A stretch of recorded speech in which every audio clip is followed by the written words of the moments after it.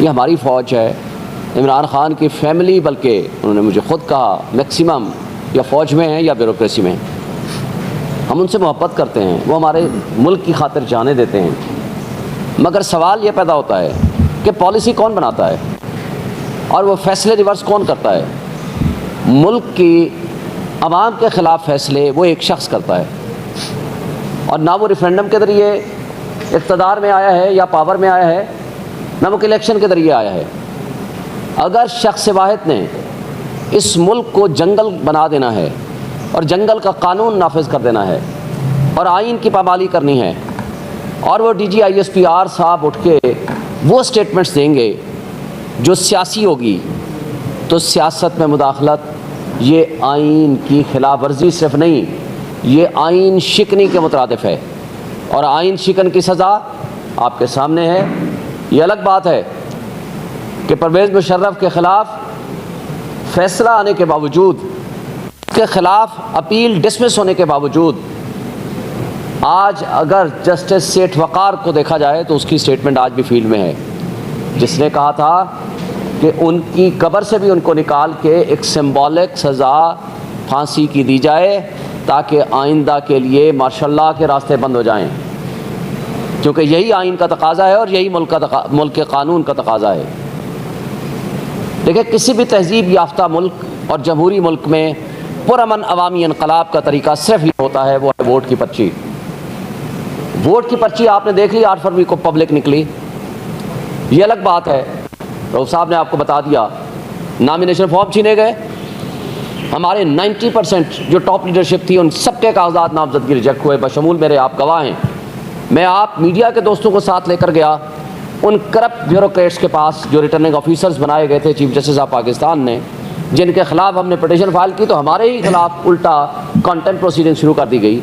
मैं आपके मीडिया के दोस्तों को लेकर गया, लास्ट डे था, मैंने कहा जी तीनों हल्के इस्लामाबाद के 46, 47, 48 मैंने कागजात जमा कराए थे।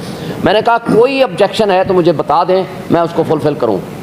तीनों 47, 46, 48 के रिटर्निंग ऑफिसर ने कहा कि आप वो आदमी हैं जिसके ख़िलाफ़ कोई ऑब्जेक्शन नहीं है, और आप गवाह हो इस बात के रात 12 बजे किस तरीके से मेरे कागजात रिजेक्ट कर दिए गए।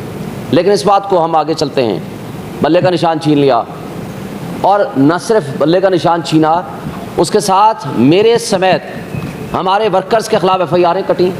ये मेरी कॉन्स्टिट्यूंसी है जहाँ हम बैठे हुए हैं। आपके तकरीबन 100% मीडिया हाउसेस वो हैं जो मेरी कॉन्स्टिट्यूंसी में आते हैं, और ये रेड जोन का सारा एरिया और 70% देहात भी। मैं दावे से कहता हूँ, आप बता दें, आप सारे दोस्त गवाह हो इस बात के, कौन से पोलिंग स्टेशन में गए और जहाँ से मैं हारा हूँ, या वो कठपुतली जीता हो। लेकिन हम हार गए, हराया गया हमें, हम तो जीत गए। और इसी तरह तीनों हल्के इस्लामाबाद के और बाकी जो कुछ भी हुआ, किसी तहजीब याफ्ता जमहूरी मुल्क में अवामी इनकलाब वोट की पर्ची के ज़रिए हुआ करता है, और वो हो गया। लेकिन DGISPR साहब कहते हैं आपको तो 7% वोट मिले, पता नहीं कैलकुलेशन कैसे करते हैं। अगर ये आपके मैथमेटिक्स का हाल है, अगर ये आपकी इंटेलिजेंस रिपोर्ट्स हैं जिसके आप सरबराही करते हैं, तो मेरा ख्याल है कि ये इंटेलिजेंस एजेंसीज़ को बंद कर दें, उसकी जगह पे रऊफ़ हसन साहब या जो आप दोस्त बैठे हुए हैं इनकी टीम बना दें, आपको प्रॉपर ज़्यादा बेहतर इंटेलिजेंस दे देंगे। अगर आपकी ये इंटेलिजेंस रिपोर्ट्स है कि हमने 7% या पता नहीं कितने % वोट लिए, भाई आपके नुमाइंदे अगर रिटर्निंग ऑफिसर्स के पास बैठ के जो कुछ वो कर रहे थे आप सब जानते हो। पूरे मीडिया हाउसेज ने मेरा रिज़ल्ट दिया, और बहुत सारे हमारी 180 सीटें के रिज़ल्ट भी दिया। वो EMC का रिकॉर्ड आज भी वो हमें नहीं दे रहे, कोर्ट के आर्डर के बावजूद। वहाँ से जो रिज़ल्ट जाता था प्रिजाइडिंग ऑफिसर्स का, इलेक्शन कमीशन मीडिया हाउसेज में दे रहा था, वहाँ से हम जीत रहे थे। रात के 12 बजे वो चीफ इलेक्शन कमिश्नर जो सहूलतकारी करता है मुस्लिम लीग नून की और लंदन एग्रीमेंट की, वो रात को 12 बजे कहीं चला जाता है। ये भी आपने हमें बताया, हम तो नहीं थे वहाँ मौजूद। इसलिए मैं कहता हूँ आपकी इंटेलिजेंस बहुत स्ट्रॉन्ग है। वो किसी मखसूस जगह पे जाते हैं और जब 3 घंटे बाद वापस आते हैं तो रिज़ल्ट पहले रुक जाता है और उसके बाद चेंज होना शुरू हो जाता है। मैं आज भी सवाल करता हूँ कि आप इसके बारे में बताएं, आप कहाँ गए थे और क्यों आपने इन रिज़ल्ट्स को चेंज किया या कराया। और एस्टेब्लिशमेंट के वो सहाफ़ी जो अपने आप को एस्टेब्लिशमेंट के करीब तरीन समझते हैं, आप उनकी ओवरऑल असेसमेंट पब्लिक में या टीवी में बैठ के ले लें, या आप खुद उनसे इनफरादी तौर पर पूछ लें कि क्या रिज़ल्ट था। मुझे एक मेरे दोस्त हैं, मैं बताए बगैर, क्योंकि जिस तरह सहाफ़ियों को ये हक़ हासिल है कि वो अपना सोर्स न बताएं, लिहाजा मैं अपने एक दोस्त सहाफ़ी, मशहूर जर्नलिस्ट और एंकर पर्सन की बात बताना चाहता हूँ नाम लिए बगैर। उसने कहा जी मैं जब गया, मुझे कहा गया सब रोक दें। मैं एहतियातन चला गया चेक करने के लिए कि रिज़ल्ट्स का मसला क्या है, क्यों रोक दिए हैं। वो जो रिज़ल्ट कंपाइल कर रहे थे, मैंने उनसे पूछा जी क्या मसला है। उन्होंने बड़े घबराते हुए कहा जी 2/3 मेजॉरिटी से ज़्यादा लीड के साथ पीटीआई जीत चुकी है और हमें कहा गया है कि आप रिज़ल्ट रोक दें।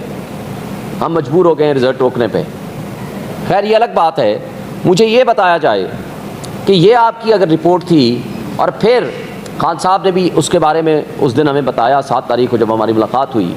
आप कहते हो कि जी आप बना दें कमीशन, ज़रूर बनाएं। किसने मना किया आपको? खान साहब ने कहा कि मैं बिल्कुल पेश होने के लिए तैयार हूँ 2014 का।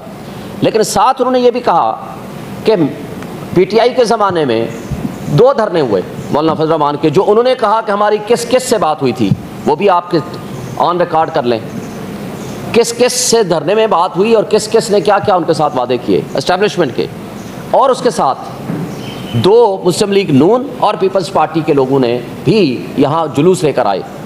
हमने तो एक सिंगल FIR नहीं काटी।